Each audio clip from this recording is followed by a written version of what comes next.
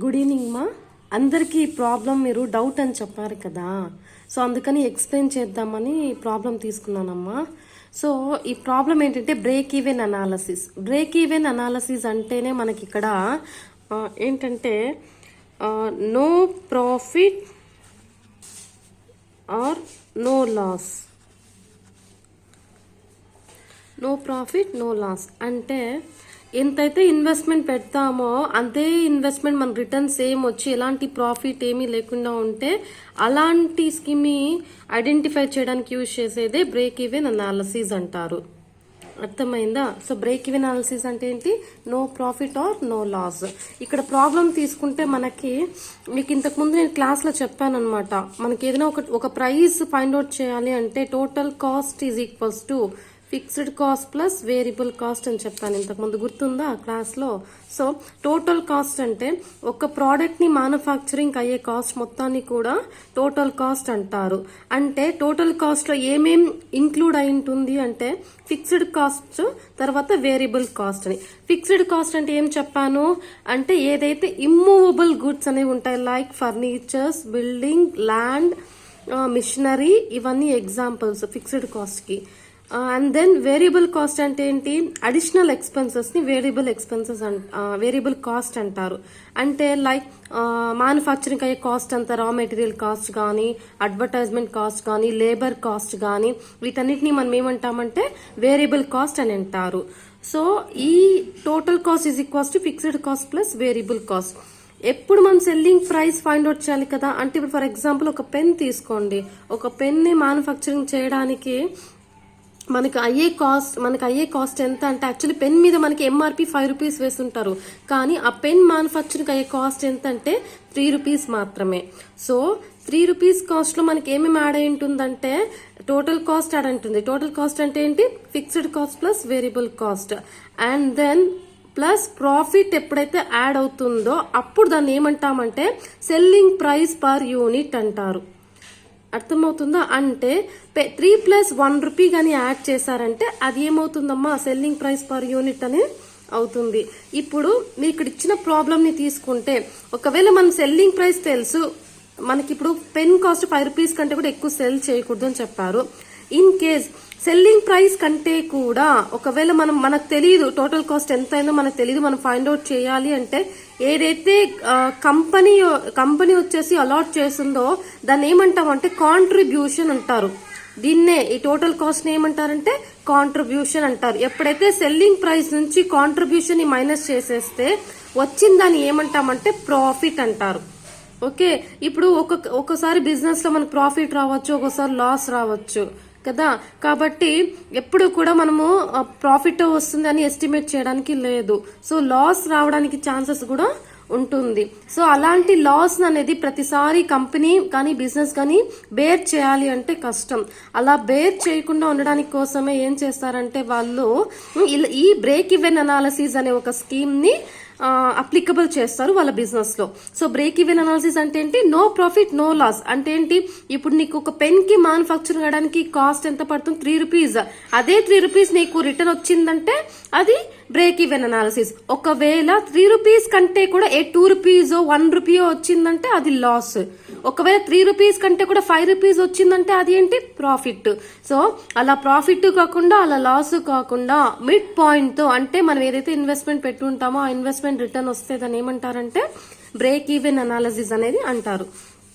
So ఇక్కడ మీకు question చూసారనుకోండి, 2 questions ని ఫైండ్ అవుట్ చేయాలి.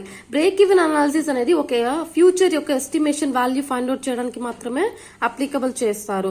సో ఇక్కడ ఏమి ఇచ్చాడు? First question break even point in terms of sales value and in units అన్నాడు.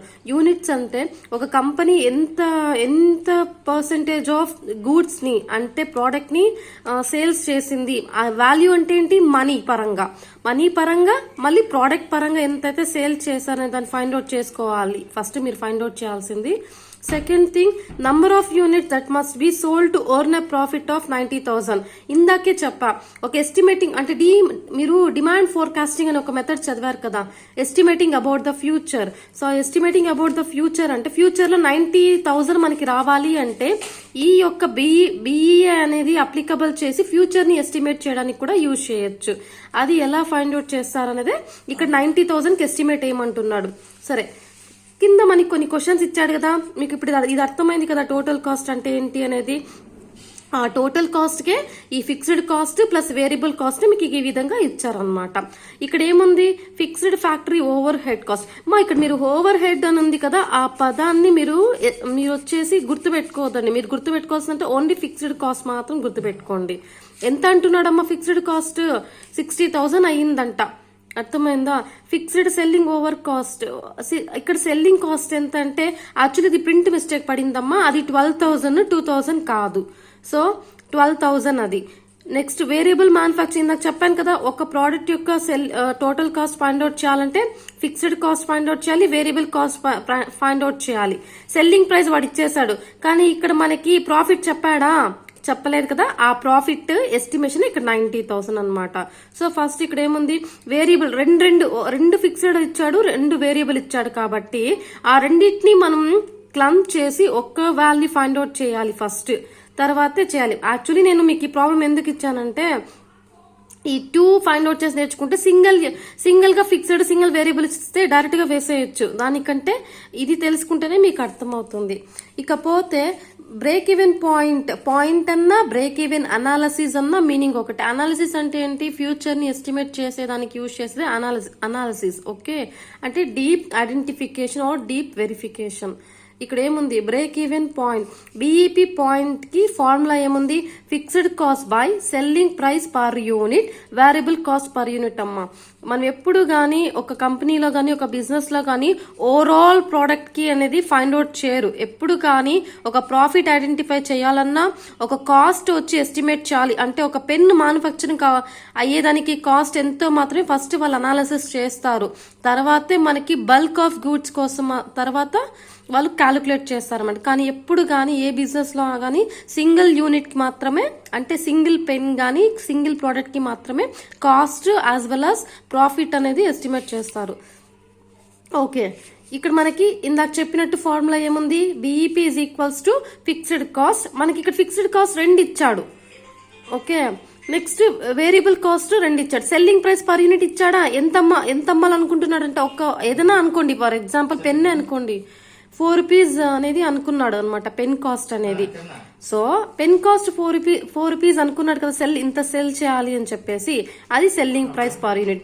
వేరియబుల్ కాస్ట్ పర్ యూనిట్ అంటే మనకి ఫిక్స్డ్ కాస్ట్ వేరియబుల్ కాస్ట్ ఇక్కడ ఎన్ని ఇచ్చాడమ్మా, 2 టైమ్స్ అనేది ఇచ్చాడనమాట. సో మీరేం కన్ఫ్యూజన్ అవ్వాల్సిన అవసరం అయితే లేదు. So first fixed cost find out చేయడానికంటే కూడా వేరియబుల్ కాస్ట్ అనేది ఇక్కడ ఫైండ్ అవుట్ చేశాడు. Variable cost per unit is equals 12 + 3 అంటే నేను చెప్పాను కదా ఇందాక 2 ఇచ్చినప్పుడు ఏం చేయాలని చెప్పాను, యాడ్ చేసుకోవాలని చెప్పాను, అవునా. అప్పుడు variable cost 12 + 3 is equals to 15. Variable cost కి ఎగ్జాంపుల్స్ ఏం చెప్పాను, లేబర్ కి కానీ వేజెస్ పే చేస్తే సాలరీస్, అడ్వర్టైజ్మెంట్ కాస్ట్, రా మెటీరియల్ కాస్ట్, ఇవంతా కూడా మనకి వేరియబుల్ కాస్ట్ కింద క్యాలిక్యులేట్ చేస్తారు. అర్థమైందా ఈ 15 ఎలాగొచ్చింది అనేది.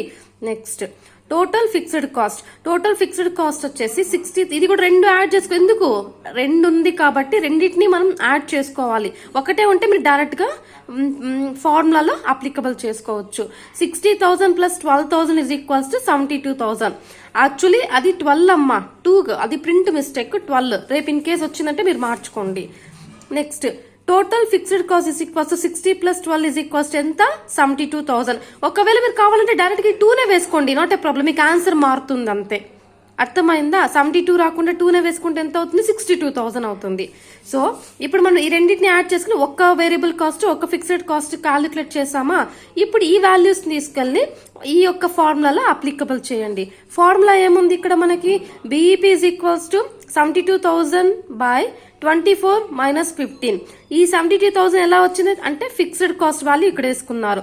24 - 15 ఎలా వచ్చింది, actually selling price per unit కదా. సెల్లింగ్ ప్రైస్ పర్ యూనిట్ లో వీడు ఏం చేశాడంటే ఈ 12 + 3 + 4 అనేది యాడ్ చేసుకున్నారనమాట. అంటే ఇప్పుడు ఫర్ ఎగ్జాంపుల్ దీని రెండింటిని మల్టిప్లై చేసుకున్నాడు, 4 3s are 12. యాక్చువల్లీ మనకి ఇంత రాదు. సెల్లింగ్ ప్రైస్ పర్ యూనిట్ ఎంత ఇచ్చాడు ఇక్కడ మనకి? 4 రూపీస్. ఇది కూడా print mistake actually. 4 minus 15 minus లో వస్తుంది కాబట్టి వాడు ఏం చేశాడంటే ఇక్కడ ఆ 24 అంటే ఇక్కడ 12 ఉంది కదా, సో 4 ఉంది. సో వాడు ఏం చేశాడంటే ఇక్కడ మనకి కాంట్రిబ్యూషన్ కోసం ఈ యొక్క 4 3s are 12 ప్లస్ 12 ఎంత? 24. అంటే సెల్లింగ్ కాస్ట్ పర్ యూనిట్ అన్నాడు వాడు ఇక్కడ. వేరియబుల్ సెల్లింగ్ కాస్ట్ అన్నాడు. బాగా అర్థం చేసుకోండి ఇక్కడ. ఈ variable selling cost per unit అంటే సెల్లింగ్ అనే వర్డ్ ఉంది కదా, కాబట్టి 4 into 3 ఏమవుతుందమ్మా? 12. ఈ 12 కి ఈ 12 ని యాడ్ చేసుకుని ఎంత వేసుకున్నాడు ఇక్కడ? 12 2s ఎంత మనకి? 24. కాబట్టి ఈ 24 ఎలా వచ్చింది ఇప్పుడు అర్థమైందా? 24. దెన్ ఫార్ములా మైనస్ ఉంది కాబట్టి ఇక్కడ మైనస్ పెట్టుకుంటాం. నెక్స్ట్ ఇక్కడ ఏముంది formula? Next variable cost per unit ఉంది. వేరియబుల్ కాస్ట్ పర్ యూనిట్ అంటే మనకి ఇక్కడ 2 వేరియబుల్ కాస్ట్ ని యాడ్ చేసుకున్నాం కదా ఇందాక. ఎందుకు? 2 ఉంది కాబట్టి యాడ్ చేసుకున్నాం. ఏమది? Variable cost per unit is equals to 12 plus 3 is equals to 15 అని. సో 15 అనేది ఇక్కడ వచ్చింది. అర్థమైందా ఎలాగొచ్చింది 15? సో 24 మైనస్ 15 ఎంత? ఎంతమ్మా? 24 లో 15 పోతే ఎంత వస్తుంది? రాయండి ఇక్కడ వాల్యూస్ రాసుకోండి. 24 లో 15 పోతే